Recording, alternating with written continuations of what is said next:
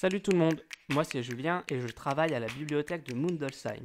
Avec ma collègue Louise, on a tout comme toi lu les livres de la sélection Litterado et on a particulièrement adoré Terreur à Smokolo. Toi aussi?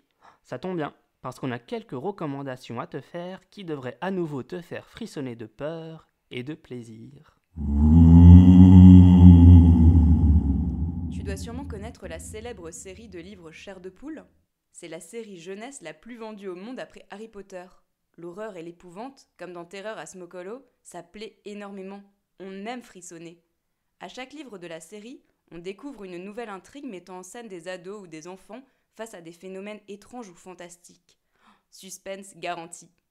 L'auteur de Chair de poule, R.L. Stine, avait d'abord prévu d'écrire 6 livres d'épouvante pour enfants quand il a démarré la série en 1992. Et finalement, il en a écrit plus de 200. Les livres ont eu tant de succès qu'il y a même eu une adaptation télévisée dans les années 90 et puis des films en 2015 et 2018. Toujours d'actualité, une nouvelle série va bientôt être diffusée sur Disney+. Si tu aimes les ambiances mystiques et que tu n'as pas peur de communiquer avec les esprits, alors pourquoi ne pas faire une petite partie de Mysterium? Mysterium, c'est un jeu de société qui se joue en coopération, c'est-à-dire que tu vas devoir faire équipe avec les personnes autour de toi afin de gagner la partie. Dans Mysterium, tu incarnes un médium qui se rend dans un manoir le soir de Halloween. Dans ce manoir réside le fantôme d'une victime dont le tueur n'a pas encore été identifié. Ton but, en tant que joueur, c'est de rentrer en communication avec ce fantôme afin de décoder les indices qu'il va essayer de te transmettre afin de retrouver le coupable. Il va falloir donc faire équipe avec tes coéquipiers pour retrouver l'identité du tueur avant un certain nombre de tours sous peine de perdre la communication avec le fantôme. Mysterium, c'est donc un jeu qui va te demander un grand sens de l'observation et un esprit de déduction redoutable, le tout dans une ambiance des plus mystérieuses. La Baie des Seuls est une série d'aventures fantastiques de Fabien Wellman au scénario et Bruno Gazzotti au dessin. Le premier tome démarre par la disparition soudaine et inexpliquée des habitants de Fortville. 5 enfants qui ne se connaissent pas semblent être les seuls survivants. Ils vont se rencontrer et découvrir qu'ils sont dans un monde parallèle à l'univers des vivants, le monde des limbes. Une bonne intrigue menée en 13 tomes qui se lisent d'une traite. Holly, l'héroïne de Terreur à Smokolo, c'est une fille qui n'a peur de rien et qui est déterminée à sauver ses amis de la malédiction qui les a transformés en épouvantail.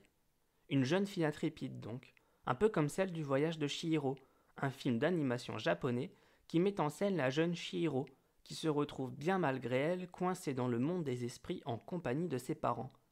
Des parents qui vont d'ailleurs finir transformés en cochons par la terrible sorcière Yubaba. Chihiro n'a plus qu'un seul objectif en tête, tout faire pour retrouver son monde et redonner vie à ses parents. Tout comme Terreur à Smokolo, le voyage de Chihiro te fera voyager dans un monde mystérieux et peuplé de personnages aussi énigmatiques qu'intrigants. Tu y feras la connaissance de la terrible sorcière Yubaba, tu vas rencontrer toutes sortes de créatures, tu vas rire, trembler, sursauter, t'émerveiller, mais surtout, tu vas découvrir Chihiro et te rendre compte que même quand on est une petite fille, qu'importe qu'il faille sauver ses parents ou ses camarades de classe, tous les risques sont bons à prendre pour triompher des forces du mal. Comme nous, tu aimes avoir peur ? Alors laisse-toi surprendre par l'ambiance effrayante et horrifique de la série télévisée Stranger Things. Mais attention, âme sensible s'abstenir car ça fait quand même vraiment peur.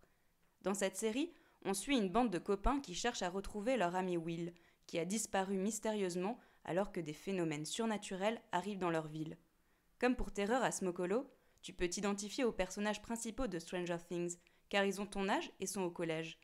Il s'agit aussi d'événements surnaturels et d'étranges disparitions. Il y a actuellement 4 saisons, et la première partie de la saison 4 vient juste de paraître sur Netflix. Et voilà, on espère que les recommandations que l'on vient de te faire t'ont donné envie de les découvrir.